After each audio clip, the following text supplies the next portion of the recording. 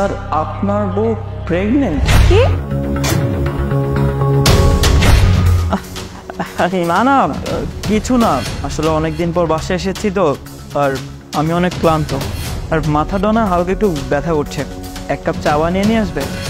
আসলে হচ্ছে কি, তোমার হাতের চা খেলে না আমি একদম চাঙ্গা হয়ে যেতাম। আচ্ছা ঠিক আছে, তুমি বসো, আমি আনছি। ঠিক আছে। ও হ্যাঁ, কেন ব্যাগটা নিয়ে রেখে তো।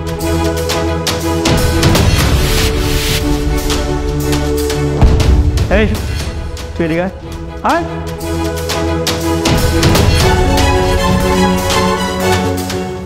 এই তোর মাথা ঠিক আছে? তুই এসব কি লিখেছিস? আরে স্যার, আমার মাথা মধ্যে সব ঠিক আছে। আমি যা কইতেছি একদম সত্যি কথা কইতেছি। ম্যাডাম 3-4 মাসের প্রেগনেন্ট। এই তোর কাছে কি প্রমাণ আছে হ্যাঁ যে আমার বউ প্রেগনেন্ট? আরে স্যার, আপনি আমার কথা বিশ্বাস করেন না? আমি ঠিক এই জায়গাটা খাড়াই নিজে চোখ দিয়ে দেখছি, কান দিয়ে শুনছি।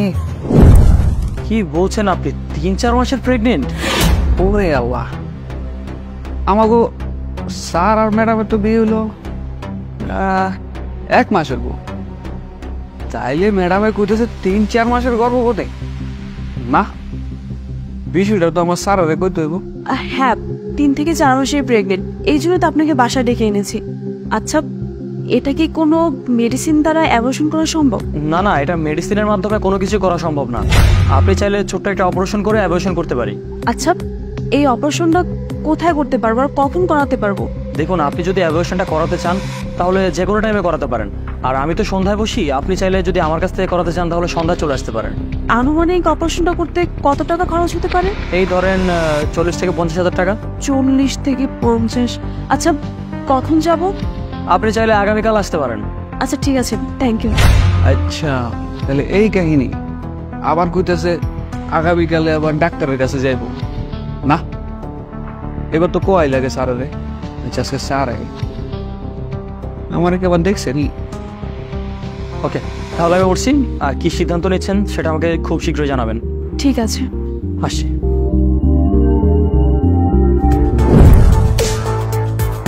ঠিক আছে, তোর কথা যদি সত্যি হয় তাহলে আমি আমার বউকে দেখে নিব, আর তুই যা এখন এখান থেকে। আচ্ছা।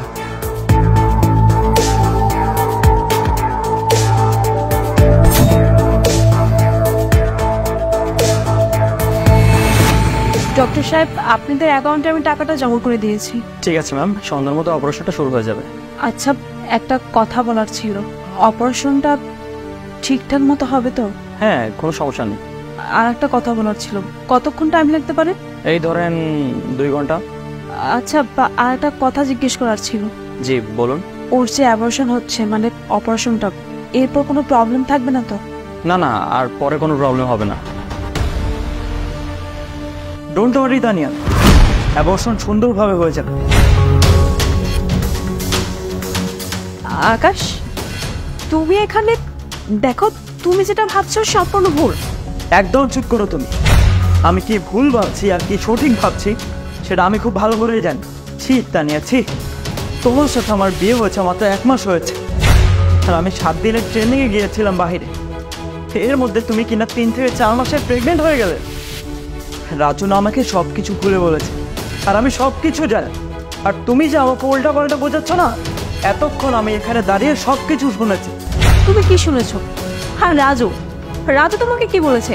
ও কি না কি বললো, তুমি সবকিছু বিশ্বাস করে নিলে? আর ও তো অর্ধেক কথা বলেছে, আর বাকি অর্ধেক কি বলবে? বাকি অর্ধেক কথা আমি তোমাকে বলছি।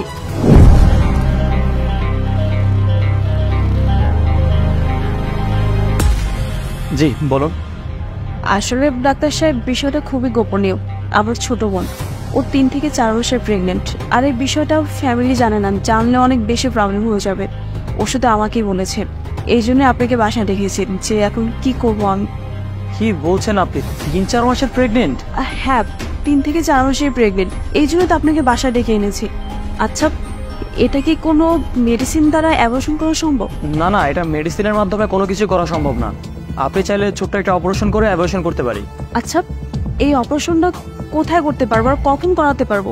দেখুন, আপনি যদি অ্যাবর্শনটা করাতে চান তাহলে যে কোনো টাইমে করাতে পারেন, আর আমি তো সন্ধ্যায় বসি। আপনি চাইলে যদি আমার কাছ থেকে করাতে চান তাহলে সন্ধ্যায় চলে আসতে পারেন। আনুমানিক অপারেশনটা করতে কত টাকা খরচ হতে পারে? এই ধরেন 40 থেকে 50 হাজার টাকা। 40 থেকে 50? আচ্ছা, কখন যাব? আপনি চাইলে আগামীকাল আসতে পারেন। আচ্ছা ঠিক আছে, থ্যাংক ইউ। ওকে, তাহলে আমি উঠছি। আর কি সিদ্ধান্ত নিচ্ছেন সেটা আমাকে খুব শীঘ্রই জানাবেন। ঠিক আছে। আসি। এবার বুঝতে পেরেছো যে এই কাজগুলো আমি কার জন্য করেছি? আর তুমি কিনা উল্টো রাজুর কথা শুনে বসে আছো। আমাকে তুমি বিশ্বাস করো না। আরে বাবা, আমার ছোট বোন মাত্র ইন্টার সেকেন্ড ইয়ার পরে, ও এখন একটা এই বয়সে ভুল করে ফেলেছে। এখন আমি কি করবো বলো? ও তো আর বাবা আমাকে ব্যাপারটা বলতে পারে না, অনেক প্রবলেম হয়ে যেতে পারতো।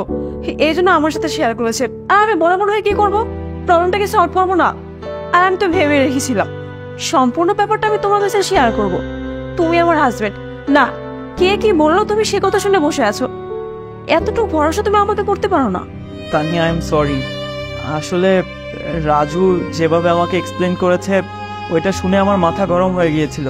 আর আমি তোমাকে ভুল বুঝেছি। আই এম সরি, প্লিজ তুমি আমাকে ক্ষমা করে দাও। এরকমটা আর কখনো হবে না। আমি তোমাকে বিশ্বাস করি, এরকমটা আর কখনো হবে না। আমার তোমাকে বিশ্বাস করা উচিত ছিল, কিন্তু আমি তোমার সাথে খারাপ ব্যবহার করেছি। I am sorry. আরে বাদ দাও না, তুমি এভাবে কেন বলছো? মানুষ মাত্রই ভুল, আর তুমি তো আমার হাজবেন্ড। তুমি একটু ভুল করেছো, তোমাকে আমি ক্ষমা করতেই পারি। আচ্ছা দেখি ডক্টর সাহেব কি বলে, কেমন? I am sorry. আর তুমি ডক্টর সঙ্গে কথা বলো, আমি বাইরে ওয়েট করছি।